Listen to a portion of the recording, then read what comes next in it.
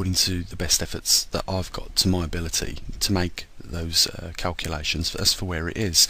But before I do, I thought it'd be a good idea just to go over some of the recent information for those new subscribers to the channel, and just a recap for those that have been following the the progression with the topic that this channel is mainly concerned with, the magnetic pole shift. So as you can see, I'm pretty much central in the United Kingdom at around about 52 degrees longitude.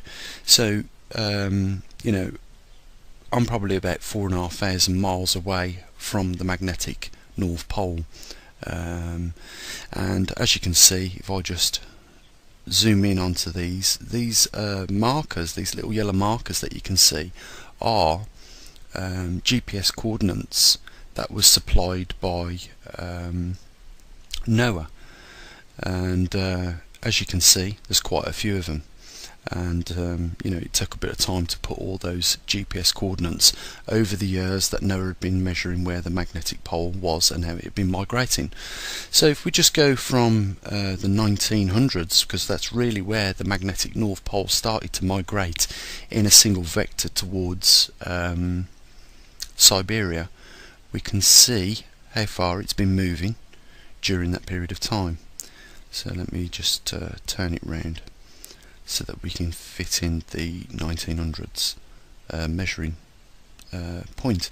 It's there. And if we get up the measuring tool so that we can see the heading and also how many miles it's been covering since that period in 30-year intervals up until the recent date, we can get an idea of where it is now and how fast it's been travelling over set periods of time. So if we start with the 1900s and just measure that off to the 1930s, a 30-year period, we can see that it has travelled roughly 97-98 miles. So if we measure from the 1930s to see, over a period of time, it has increased to the 1960s, which is here. We'll see that it's almost doubled. Its speed therefore covered twice the amount of distance since it began moving, since the 1900s to the 1930s. From the 1930s to the 1960s, it's doubled the distance it's actually covered in that same period of time of 30 years. So if we take another reading then from the 1960s to the 1990s, there we are, we can see that it's done 232 miles in that same 30-year period. So a slight increase over distance and time. And from the 1900s to the 1990 to 2012, we see something quite alarming that's took place. It has done actually 591 miles or thereabouts in that period of time. So how far then do you think it might have moved since 2012 to 2015? Well, according to my best measuring efforts, it has covered 463 miles in just 3 years. Now, I've always measured it from the same place in central England, right? So if you're measuring it from further towards the equator, those yearly periods become different with regards to 1 degree's measurements over a period of time. But just to recap, from the 1900s to the 1930s, it moved 98 miles. From 1930s to 1960s, it moved 199 miles. From the 1960s to the 1990s, it moved 207 miles. So just a little bit more than the previous 30 years. But things changed again since 1990 to 2012. A large acceleration so it covered more distance over a shorter period of time. So from 1990 to 2012, 611 miles or thereabouts, and from 2012 to 2015, another 455 miles. So it's really getting a move on. As time gets shorter, it's covering more distance.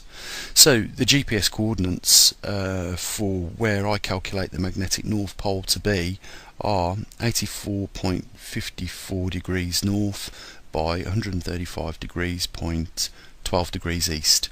So that's roughly, if you're looking on Google Earth, that if you want to put a pin mark in there, that's where it'll be around about this time. Now if I just back out, by the way, the 40 degrees mark, this is a total of 30, right, so since the 1900s to the present day, it's done 1,570 miles, and that's roughly about 34 degrees. Now I've always said 40 degrees is where we start to reach that point in time where things start to progress much quicker, because it is leaving the strong field lines and it's entering the weak field lines. And as we've seen from previous experiments that I've conducted, when it gets to the 40 degrees mark, things start to flip over. So I'm predicting that around about the 40 degrees mark is where we're going to start to see a pole shift occur, and occur more faster. So if I just back out, we get a rough idea as to where the magnetic North Pole is. And I want you to just pay attention to this continent here, and in relationship to where that red line, where the current position is with regards to England. So it's going straight up to the east side of this continent, in between Greenland or Iceland. What is the name of that continent?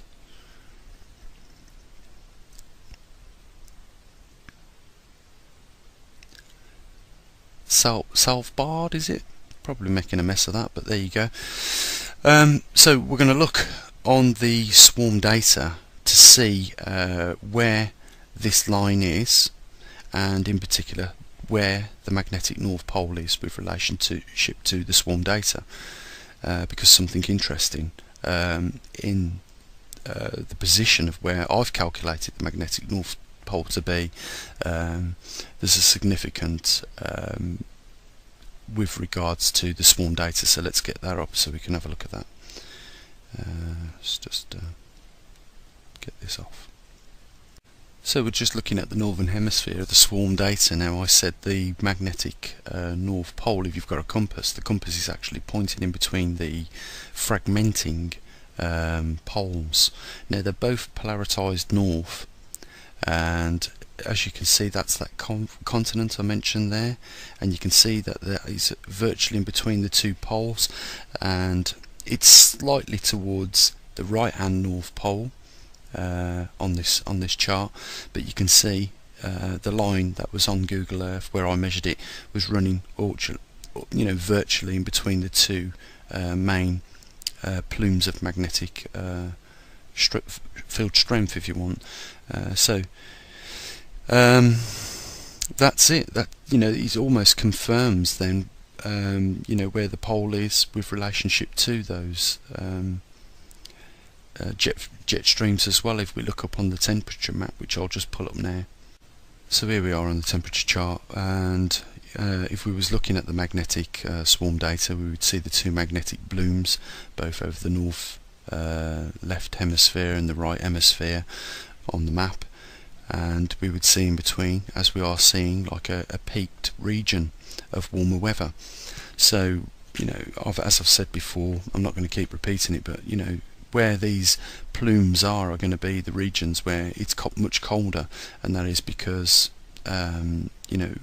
magnetic material favours cooler regions of the Earth, therefore increasing the magnetic ability of the material in strength, and where it's warmer it's going to be weaker. And what we can see in between the two magnetic plumes on swarm data is a weaker magnetic region in the centre, which runs parallel or vertical from England up past that continent that we pointed out on that other chart.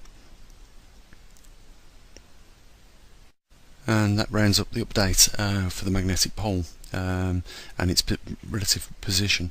Over the next month or so, just when we can get a few quid together, I'm going to be building 3 separate stations with three axes magnetometers in. And the reason for that is if there's a random uncertainty with one of them, it's unlikely that it's going to be in all 3 at the same time, so we can chart with the best accuracy of the the components where the magnetic north pole is. And if we have such things such as solar flares, we can see how they affect the magnetic pole or the magnetosphere, and if there is any changes in the core of the Earth with the magneto, we should be able to pick up those variations. What I'm doing at the moment is trying to source the most accurate and affordable magnetometer, and then build up a framework to attach it to a secure location on the outside of the property, so that we can monitor it over a 24-hour period, over a weekly period and a monthly period, and we can run it on some graphs and we can see where all 3 of them deviate, and we can try and work out what was what it was that caused those deviations on the actual location of the magnetic pole. Whether it was solar flares, changes to the interior core, we can try our best just to work it out, but more importantly is just to keep a track on where it is, how fast it's migrating now across towards Siberia. And if you want to help contribute towards some of the costs of those electronics, then the link's always down there, guys. I've got the time, I've got limited money, but I couldn't be any more keener on the topic than where I am. So maybe if you want to do your little bit, there's a link down there. Chip in, we'll get this equipment built and we can start monitoring it. It's that simple. Okay guys, as always, you keep safe, try not to worry about too much. I'm sure the sun's going to come up tomorrow and it will set on the evening. And as always guys, I'm going to say what I usually do. Bye for now.